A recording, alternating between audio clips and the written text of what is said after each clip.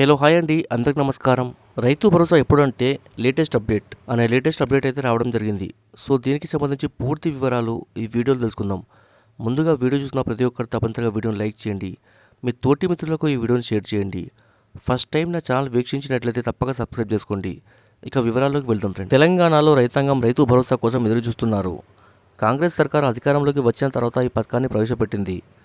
గతంలో ఉన్న రైతు బంధు స్థానంలో రైతు భరోసా పథకాన్ని తీసుకువచ్చింది. రైతు బంధు పథకం ద్వారా ఎకరానికి 2 విడతలుగా 10,000 రూపాయలను రైతులకు పంట పెట్టుబడి సాయాన్ని అందజేసేవారు. కాగా కాంగ్రెస్ సర్కార్ అధికారంలోకి వచ్చిన తర్వాత ఎకరానికి 12,000 రూపాయలను 2 విడతలుగా అందజేస్తామని ప్రకటించింది. యాసంగి సీజన్లో రైతులకు రైతు భరోసా పథకాన్ని ప్రారంభించింది. ఇప్పటి వరకు 3 ఎకరాల లోపు పంట సాగు చేసిన రైతులకు రైతు భరోసా పథకాన్ని అందజేసింది. దాంతోపాటు కొత్తగా దరఖాస్తు చేస్తున్న రైతులకు కూడా రైతు భరోసా పథకాన్ని అమలు చేసింది. 2025 మార్చి 31వ తేదీలోగా రైతులందరికీ రైతు భరోసా పథకాన్ని అమలు చేస్తామని ముఖ్యమంత్రి రేవంత్ రెడ్డి ప్రకటించిన విషయం తెలిసిందే. కానీ ఇప్పటివరకు రైతు భరోసా పూర్తి స్థాయిలో అమలు చేయకపోవడం వల్ల రైతు సంఘం ఆందోళనలో ఉన్నారు. ప్రభుత్వం రైతు భరోసాపై ఎప్పుడు ప్రకటన చేస్తుందో అని ఎదురుచూస్తున్నారు.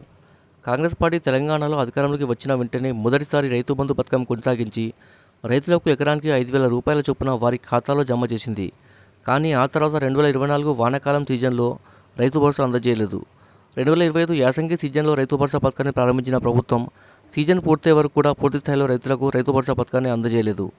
దాంతో రైతులు ఆందోళన చెందుతున్నారు.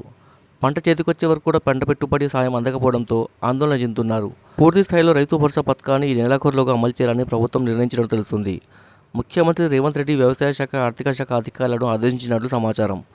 రైతు భరోసా పథకానికి నిధులు విడుదల చేయాలని ఆర్థిక శాఖ అధికారులను ఆదేశించారు. దాంతో రైతు భరోసా పథకానికి నిధుల సమీకరణలో అధికారులు ఉన్నారు. ఈ నెలాఖరులోగా పూర్తి స్థాయిలో రైతు భరోసా పథకాన్ని అమలు చేసేందుకు ప్రభుత్వం సిద్ధమైంది. Subscribe for more videos. Thanks for watching friends.